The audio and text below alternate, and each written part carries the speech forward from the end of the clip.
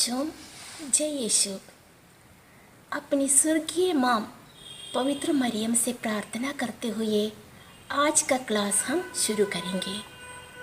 प्रणाम मरिया, कृपा पूर्ण, प्रभु तेरे साथ है। धन्य तो स्त्रियों में और धन्य तेरे गर्भ का फल यीशु। हे संत मरिया, परमेश्वर की माँ, प्रार्थना कर हम पापियों के लिए अब और हमारे मरने के समय आमीन। पिता, पुत्र, पवित्र आत्मा के नाम पर आमीन। बच्चों, अपने पिछली कक्षा में क्या सीखा, क्या तुम्हें याद है? हमारे विश्वास के पिता इब्राहिम के बारे में सीखा था। बच्चों, आज हम तीसरा पाठ सीखेंगे। पाठ का नाम है इस्राएल का बुलावा। के प्रतिज्ञा के अनुसार इब्राहिम को एक पुत्र हुआ। उनका नाम है इसहाक। बाइबल दर्शाती है बच्चों कि इब्राहिम के पुत्र इसहाक का विवाह रिबका से हुआ था तथा वे गर्भवती हुई। और बाइबल बताती है बच्चों कि उसके घर में जुड़वा बच्चे थे तथा वे आपस में गर्भ में लड़ते रहते थे तथा रेबिका इस कारण पीड़ा में रहती थी। तब उसने परमेश्वर से प्रार्थना किया और कहा कि इस दशा में मैं कैसे जीवित रहूंगी। उन्हें जुड़वे पुत्र पैदा हुए, एसाव और याकूब। बड़ा पुत्र एसाव था और छोटा पुत्र याकूब। उसके जन्म के पहले ही ईश्वर ने रेबेका से कहा था, तुम्हारे गर्भ में 2 प्रजातियां हैं, तुमसे 2 राष्ट्र उत्पन्न होंगे और वे अलग अलग हो जाएगा। एक अपने भाई से शक्तिशाली होगा और बड़ा छोटे की अधीन हो जाएगा। एसाव एक कुशल शिकारी एवं किसान था, परंतु याकूब शांत स्वभाव का था और अपने तंबुओं में ही रहता करता था। माँ याकूब को अधिक प्यार करती थी, परंतु इसहाक एसाव को बहुत चाहता था क्योंकि उसके द्वारा शिकार किए गए पशुओं का मांस उसे पसंद था। एक दिन जब एसाव धक्का भूखा खेत से लौटा तब याकूब खीर पका रहा था। एसाव ने थोड़ी खीर मांगी। तब याकूब ने उसके बदले पहलौठे का अधिकार अपने लिए मांगा। पहलौठे का अधिकार से क्या लाभ होगा, ऐसा सोचकर उसने अपने पहलौठा का अधिकार उसे याकूब को देने की शपथ खाई। फिर एक पात खीर लेकर खा ली। इस प्रकार एसाव ने अपने पहलौठे का अधिकार तुच्छ समझकर याकूब को बेच दिया। इसहाक बूढ़ा हो गया, आंखों की रोशनी कम हुई। उसने अपने ज्येष्ठ पुत्र एसाव को बुलाया और कहा, बेटा, मैं बूढ़ा हो गया हूँ, न जाने कब तक जीवित रहूँगा। तुम अपने हथियार, अपना तरकश और अपना धनुष लेकर जाओ और मेरे लिए शिकार ले आओ। रेबेका इसहाक और उसके पुत्र एसाव की बातचीत सुन रही थी। जब एसाव शिकार करने जंगल गया तब रेबेका ने यह बात याकूब से कही।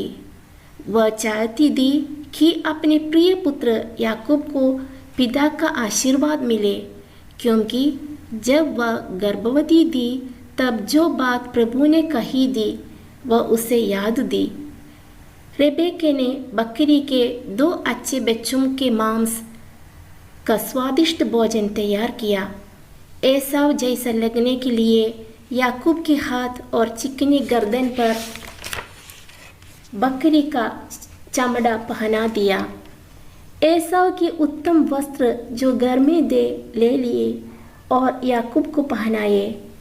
तब उसने अपने द्वारा पकाया भोजन और रोटी याकूब के हाथ में दे दी और पिता के पास भेजा। याकूब ने भोजन खिलाने के बाद इसहाक से आशीर्वाद मांगा। इसहाक ये सोचकर कि वह एसाव है, याकूब को आशीर्वाद दिया। जब याकूब आशीर्वाद प्राप्त कर कमरे से बाहर जा चुका था, तब एसाव शिकार से लौटा। खाना तैयार करके परोसने के बाद एसाव ने भी आशीर्वाद मांगा।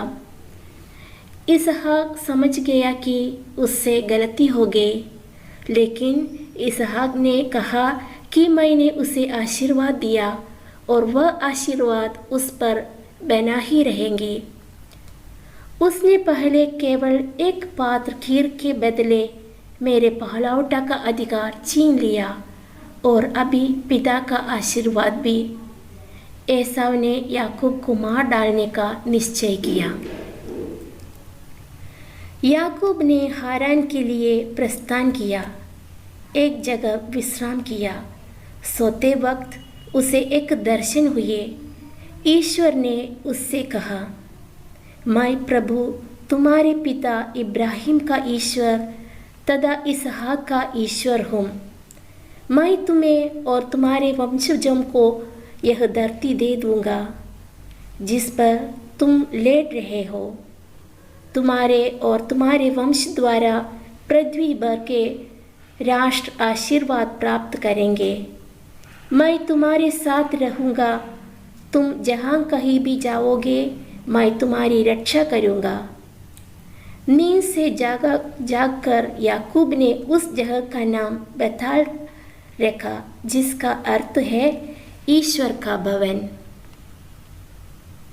हारान से एसाव के पास जाते समय यबोक नामक नदी के किनारे याकूब के साथ एक अजीब घटना हुई।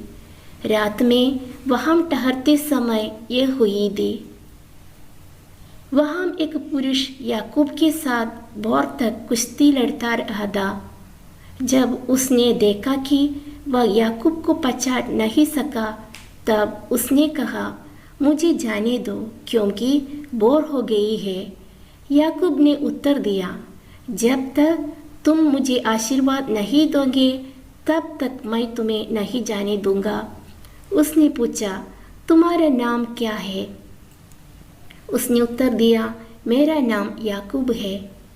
इस पर उसने कहा, अब से तुम याकूब नहीं बल्कि इस्राएल कहलाओगे, क्योंकि तुम ईश्वर और मनुष्यों के साथ लड़कर विजयी हो गए हैं।